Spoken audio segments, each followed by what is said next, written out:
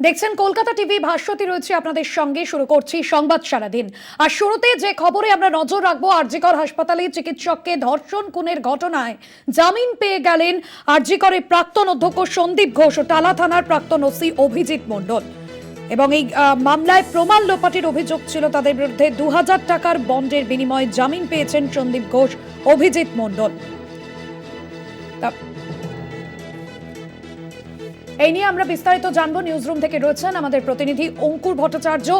অঙ্কুরদা, যে বিষয়ে আজ মূলত আদালতে দেখা গেল যে 90 দিনেও চার্জশিট পেশ করতে পারল না সিবিআই, এবং এই দুই অভিযুক্তের আইনজীবী যে বক্তব্য যে সিবিআইয়ের তরফে চার্জশিট পেশ নিয়ে কোনো রকম সদুত্তর পাওয়া যায়নি, সেক্ষেত্রে দাঁড়িয়ে আমরা দেখেছি যে বিভিন্ন ক্ষেত্রে সিবিআই এই বিষয়গুলোকে আটকে রাখলেও কোনোভাবে সেই প্রমাণ বা সেই সঠিকভাবে প্রমাণ সামনে আনতে পারে না বা সদুত্তর থাকে না সিবিআইয়ের তরফে, যে বিষয়টা আজ আইনজীবীর তরফেও তুলে ধরা হয়েছে।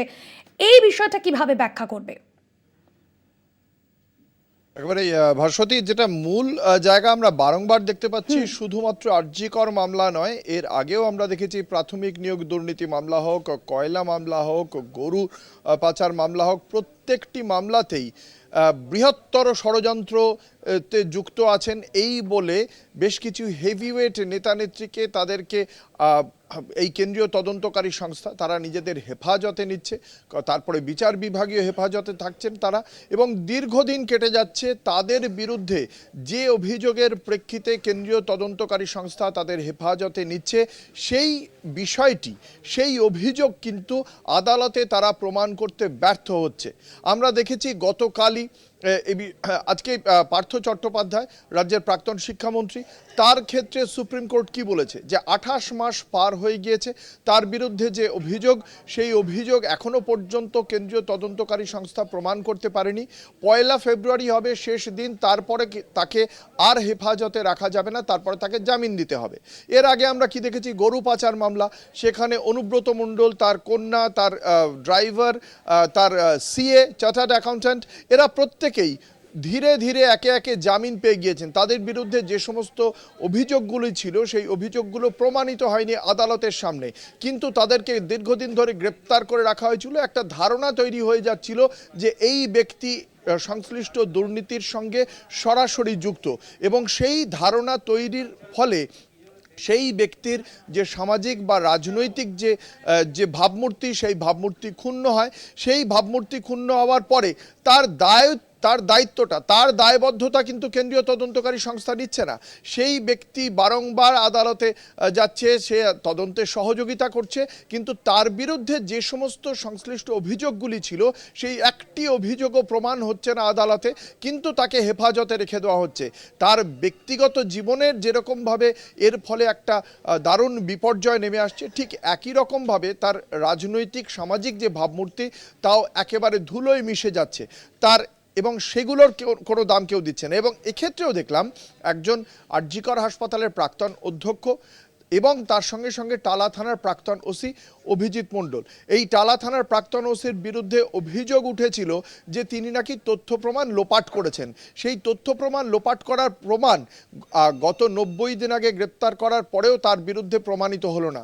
আরজিকর হাসপাতালের প্রাক্তন অধ্যক্ষ সন্দীপ ঘোষ ধর্ষণ ও খুন মামলায় তিনিও জড়িত, এই কথা বলা হলেও 90 দিনে তা প্রমাণ করতে পারল না কেন্দ্রীয় তদন্তকারী সংস্থা। দীর্ঘদিন ধরে এই বিষয়টি সাধারণ মানুষের মনে কিন্তু একটা ঠাঁই করে নিয়েছিল। আরজিকর হাসপাতালে নির্যাতিতার পরিবারও মনে করেছিলেন এরা সরাসরিভাবে যুক্ত রয়েছে এই ঘটনার সঙ্গে, কিন্তু কেন্দ্রীয় তদন্তকারী সংস্থা এখনো পর্যন্ত এই বিষয়টি সম্পর্কে কোনো তথ্য প্রমাণ আদালতে দাখিল করতে পারল না। এখনও তাদের 90 দিন পরেও তাদের তদন্ত চলছে বলে আজকেও আদালতে জানিয়েছেন কেন্দ্রীয় তদন্তকারী সংস্থার পক্ষ থেকে থাকা আইনজীবী। ফলে খুব স্বাভাবিকভাবেই আজকে আরজিকর মামলার ক্ষেত্রে, খুন ও ধর্ষণ মামলার ক্ষেত্রে এদের দুজনকে জামিন দেওয়া হয়েছে আদালতের পক্ষ থেকে। আদালত আজকে 90 দিন পরে এদেরকে জামিন দিয়েছেন, কিন্তু প্রশ্নটা উঠছে ঠিক এই জায়গায়, তাহলে এদের বিরুদ্ধে হোক বা আমি যাদের নাম এর আগে করলাম, প্রত্যেকটি ক্ষেত্রেই এই একদমই অঙ্কুর, অর্থাৎ সিবিআইয়ের ভূমিকা নিয়ে একটা বড়সড় প্রশ্ন উঠছে। 90 দিনেও কেন চার্জশিট পেশ করতে পারলো না সিবিআই? আর এই জায়গা থেকেই হতাশ নির্যাতিতার পরিবার। অঙ্কুরদা, সঙ্গে থাকুন। নির্যাতিতার পরিবারের তরফে কি বলা হচ্ছে শোনাবো আপনাদের।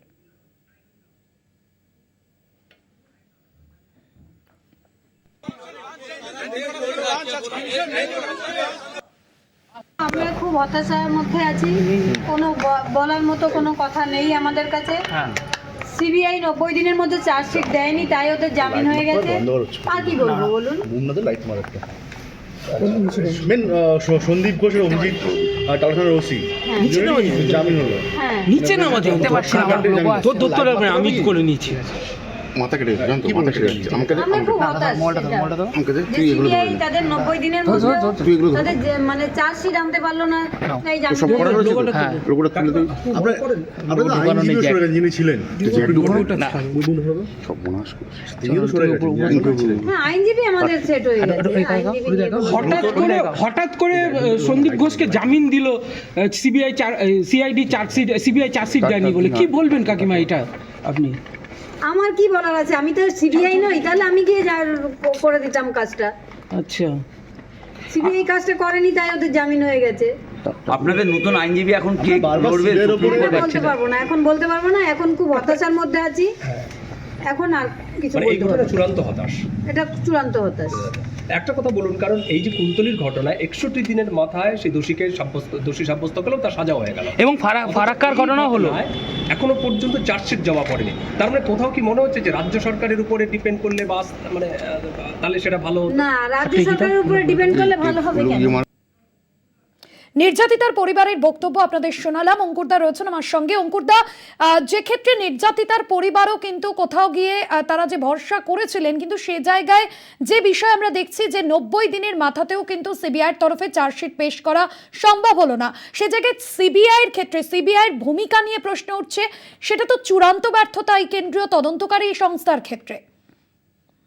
তার কারণ এই যে আরজিকর হাসপাতালের ঘটনায় তথ্য প্রমাণ লোপাটের অভিযোগ টালা থানার প্রাক্তন ওসি অভিজিৎ মণ্ডলের বিরুদ্ধে, সেই অভিযোগের প্রেক্ষিতে আজকে আদালতে দাঁড়িয়ে তার আইনজীবী যে বক্তব্য রেখেছেন, সেখানে তিনি খুব স্পষ্টভাবে বলেছেন যে যদি তথ্য প্রমাণ লোপাট করা হয় তাহলে সেন্ট্রাল ফরেন্সিক ল্যাবরেটরিতে এই নমুনা সংগ্রহ করে পাঠানো হয়েছিল, সেই রিপোর্টটা কেন কেন্দ্রীয় তদন্তকারী সংস্থা সিবিআই আদালতে পেশ করছে না?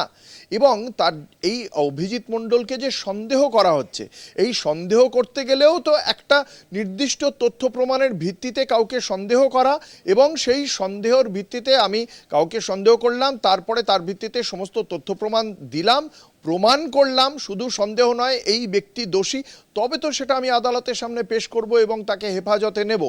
কিন্তু তার জন্য যে ন্যূনতম সন্দেহ করার জন্যও যে তথ্য প্রমাণটা লাগে, সেটাও গত 90 দিনে পেশ করতে পারেনি কেন্দ্রীয় তদন্তকারী সংস্থা। তাদের ভূমিকা নিয়ে তো অবশ্যই প্রশ্ন ওঠে ভাস্বতী, সেখানে কোনো সংশয়ের জায়গা নেই। দ্বিতীয়ত, শুধুমাত্র এই কেস নয়, অন্যান্য কেসগুলোতেও দীর্ঘদিন ধরে আটকে রাখা হচ্ছে হেভিওয়েট নেতা বা গুরুত্বপূর্ণ সরকারি আধিকারিকদের, কিন্তু তাদের ক্ষেত্রেও এই যে সংশ্লিষ্ট প্রমাণ হাজির করা, এদেরকে যে বেকসুর খালাস বলছে আদালত এমনটা নয়, কিন্তু আটকে রাখার জন্য যে প্রয়োজনীয় প্রমাণ দরকার সেটা তো পেশ করতে হবে আদালতে, সেই প্রমাণও কিন্তু পেশ করা হচ্ছে না। পার্থ চট্টোপাধ্যায়ের ক্ষেত্রে স্বয়ং সুপ্রিম কোর্ট বলেছিলেন যে তিনি একজন মন্ত্রী, তিনি যদি তার বিরুদ্ধে যদি এরকম কোনো গুরুতর অভিযোগ ওঠে এবং তাকে যদি জামিনে মুক্তি দেওয়া হয়, তাহলে সেখানে একটা বার্তা যায় সমাজের কাছে, যে বার্তাটা অবশ্যই খুব একটা ইতিবাচক নয়। কিন্তু এক্ষেত্রে এটাও মাথায় রাখতে হবে তিনিও একজন ভারতীয় নাগরিক, তারও স্বাধীনতা রয়েছে, এবং তার ক্ষেত্রে উপযুক্ত তথ্য প্রমাণ ছাড়া দিনের পর দিন 28 মাস ধরে আজকে তিনি বন্দী রয়েছেন এই মামলার ক্ষেত্রে, তাকেও কিন্তু বন্দী রাখা যায় না। অন্যান্য গরু পাচার মামলাতে অনুব্রত মণ্ডল, তার কন্যা, তার ড্রাইভার, তার চার্টার্ড অ্যাকাউন্টেন্ট, প্রত্যেকের ক্ষেত্রেই একই কথা বলা হয়েছে। ফলে এটা কিন্তু একটা রাজনৈতিক কৌশল, যে রাজনীতির প্রেক্ষিতে বারংবার বলা হচ্ছে যে কেন্দ্রের শাসক দল এভাবেই কেন্দ্রীয় তদন্তকারী সংস্থাগুলিকে প্রভাবিত করে রাজনৈতিক উদ্দেশ্যে ব্যবহার করছে। এই যে অভিযোগ কেন্দ্রের বিজেপি বিরোধী রাজনৈতিক দলগুলির, সেই অভিযোগ কিন্তু রাজনৈতিক মহলের একাংশ মান্যতা দিচ্ছে। এই জায়গাটা অত্যন্ত গুরুত্বপূর্ণ হয়ে যাচ্ছে, এবং সেই তালিকায় সর্বশেষ সংযোজন এই সন্দীপ ঘোষ এবং অভিজিৎ মণ্ডলের মামলা, যেখানে এই দুজনকেই দীর্ঘদিন আটকে রেখেও তাদের বিরুদ্ধে একটা একটা ন্যূনতম প্রমাণও হাজির করতে পারল না, সন্দেহ করার মতো প্রমাণও আদালতের সামনে দিতে পারল না কেন্দ্রীয় তদন্তকারী সংস্থা। একদম। ফলে খুব স্বাভাবিকভাবেই সিবিআই এর বিরুদ্ধে প্রশ্ন তো উঠছেই ভাস্বতী। একদমই ধন্যবাদ জানাবো অঙ্কুর দা। অঙ্কুর ভট্টাচার্য আমাদের প্রতিনিধি ছিলেন আমাদের সঙ্গে সরাসরি নিউজ রুম থেকে।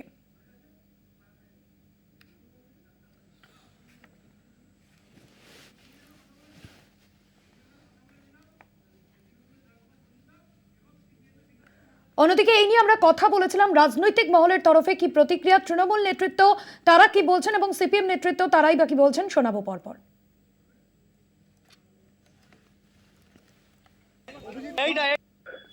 আমরা দেখেছি পশ্চিমবঙ্গ পুলিশ অন্যান্য ক্ষেত্রে দক্ষতার সঙ্গে কাজ করে।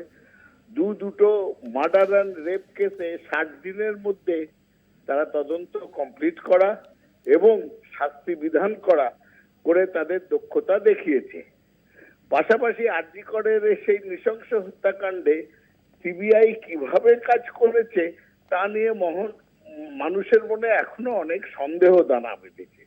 সেই সিবিআই কেস করেছিল এই দুজনের বিরুদ্ধে এবং আজকে তারা জামিন পেয়েছে। পরবর্তী ক্ষেত্রে আমরা অপেক্ষা করে থাকব অভিযোগটা কি এবং সেই অভিযোগ কোর্টে প্রতিষ্ঠিত হয় কি হয় না। এ প্রশ্ন থেকে যায় কেন আমরা বারবার যেটা বলার চেষ্টা করি যে এক ওই ত্রিকোণ প্রেমের কথা বলি, তো আমি দেখবেন সর্বত্রই মোটা ভাই, দিদি ভাই, মোদি ভাই তারা কিভাবে যে সমস্ত তদন্তগুলোকে অবহেলা করছেন, তদন্ত করার ক্ষেত্রে যথেষ্ট নিষ্ঠার সঙ্গে করছেন না বা করতে দেয়া হচ্ছে না রাজনৈতিক স্তরে, সেটা আমরা শুরু